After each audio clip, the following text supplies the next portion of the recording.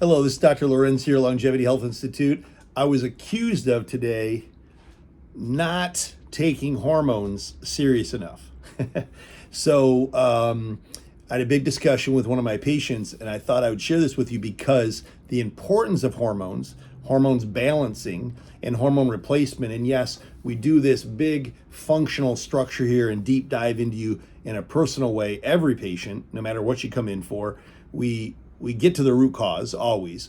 But the reality of it is hormones have such a strong impact, can influence your health, your drive, your energy, your vitality, and your structure. And you've heard me say this many times, but we live longer and we thrive with balanced, appropriate, optimal hormones, okay? First of all, it's got to be done right.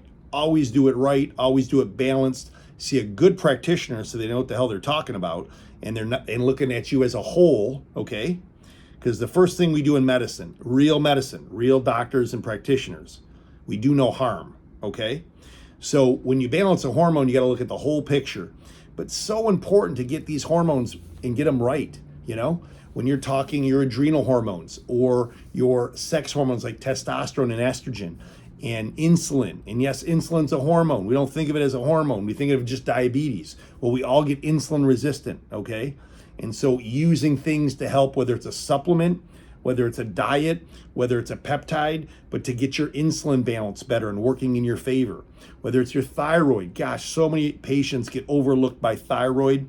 I can't tell you how many patients have their thyroid levels inappropriate, or how should I say, undertreated, where their TSHs are 3, 4, 5, and their practitioners overlooked it. So thyroid imbalance and unoptimization is so key, so that when you fix that, it actually upregulates all your other hormone receptors. That's how important thyroid is. But between your sex hormones, your adrenal hormones, your insulin, your thyroid hormone, growth hormone, we always appreciate, but we try to use things to push growth hormone to work in your favor from your pituitary, meaning we don't like to use growth hormone a lot unless we have to. First of all, it's super expensive. But optimizing your hormones is super key. And I read an article earlier this week that I loved, and it was this practitioner out of Baltimore, and she was an OB-GYN, and she said, vaginal dryness kills. And obviously this was a play on words, but her point was this: when women go through menopause and they lose estrogen, essentially you dry up and you atrophy, okay? And not being tongue-in-cheek and funny and, that, our brains literally have shown that we atrophy and shrink when we lose estrogen. The other thing is our skin dries, okay? Our eyes dry. I can't tell you how much dry eye is related to low estrogen. And of course, dry bones and brittle bones and osteoporosis and osteopenia, okay? But vaginal dryness is a real thing, and not just for the pleasure of intimacy and sex, of course, but when you have lack of estrogen to that degree, okay, many other processes are happening, even down to a point of getting chronic UTIs.